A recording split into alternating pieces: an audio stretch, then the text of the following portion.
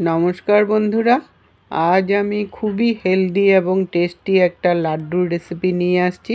সীমাস small kitchen টিপসে আপনাদের সবাইকে স্বাগত জানাচ্ছি।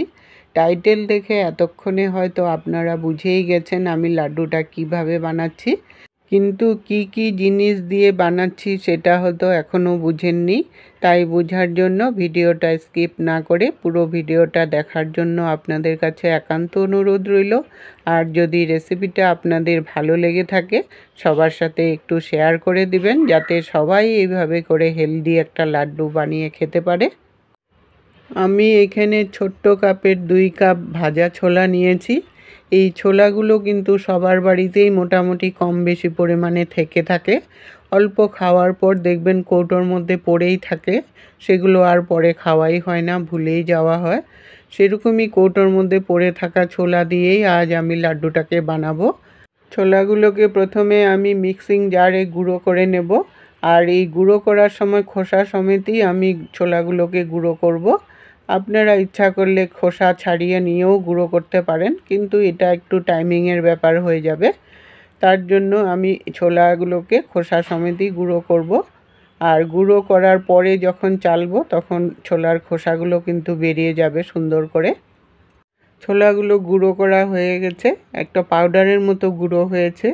এরকম একটা পাউডারের মতো গুঁড়ো হলে রেসিপিটা খেতে কিন্তু খুবই ভালো লাগবে, একদম মুখে দেওয়ার সাথে সাথেই কিন্তু গলে যাবে।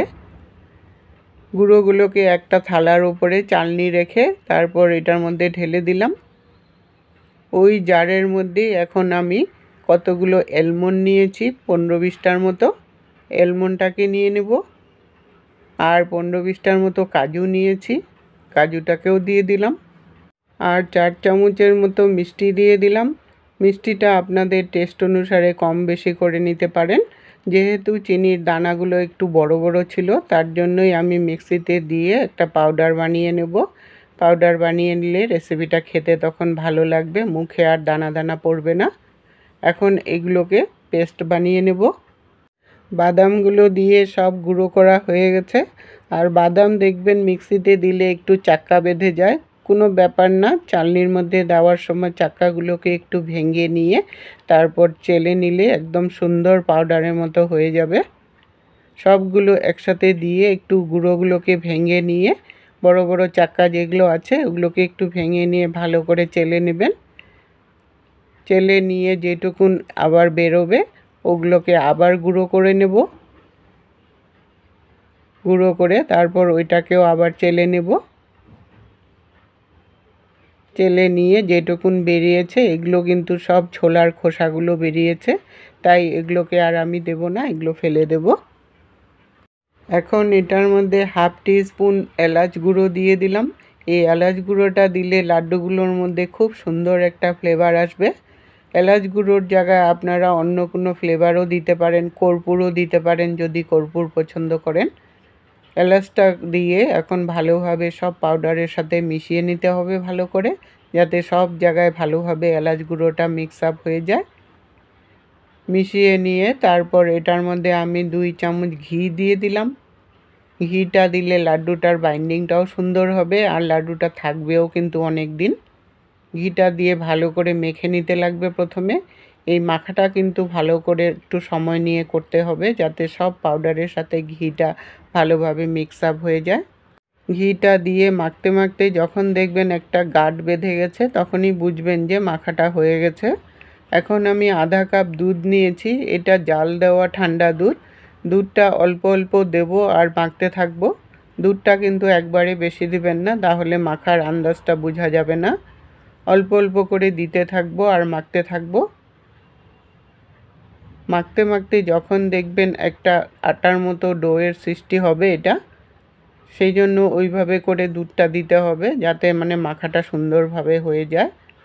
মেখে নিয়ে একটা আটার ডোয়ের মতো করে নিলাম। আটার ডোয়ের মতো করেও কিছু সময় একটু ময়ম দিয়ে নিলাম, তাহলে লাড্ডুগুলো খুব স্মুথ হবে আর ভালো হবে।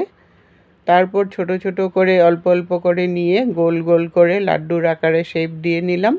এই গোলগুলো ছোট বড় আপনারা আপনাদের খুশি মতো করে নিতে পারেন, বা চ্যাপ্টা করে সন্দেশের মতোও আপনারা বানাতে পারেন।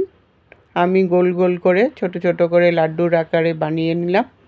এই লাড্ডুগুলো কিন্তু বানিয়ে ফ্রিজে স্টোর করে আপনারা অনেক দিন রেখে খেতে পারেন। আর সবগুলো লাড্ডু বানিয়ে এইভাবে করে আমি 1 ঘন্টা মতো ফ্রিজে রেখে আপনাদেরকে দেখাচ্ছি লাড্ডুগুলো কতটা শক্ত হয়েছে।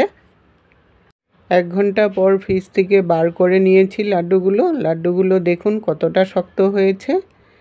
যেহেতু এটার মধ্যে ঘি দেওয়া আছে তাই সুন্দর করে এটা জমাটো বেঁধে গেছে আর বেশ শক্ত ভাবও এসছে। এইভাবে করে লাড্ডু বানিয়ে একটা কন্টেনারে ঢুকে তারপর ফ্রিজে রেখে দেবেন।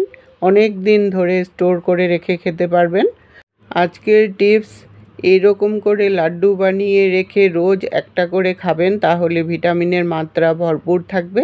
এতক্ষণ সঙ্গে থেকে বহুমূল্য সময় দিয়ে আমার ভিডিওটা দেখার জন্য অসংখ্য ধন্যবাদ বন্ধুরা।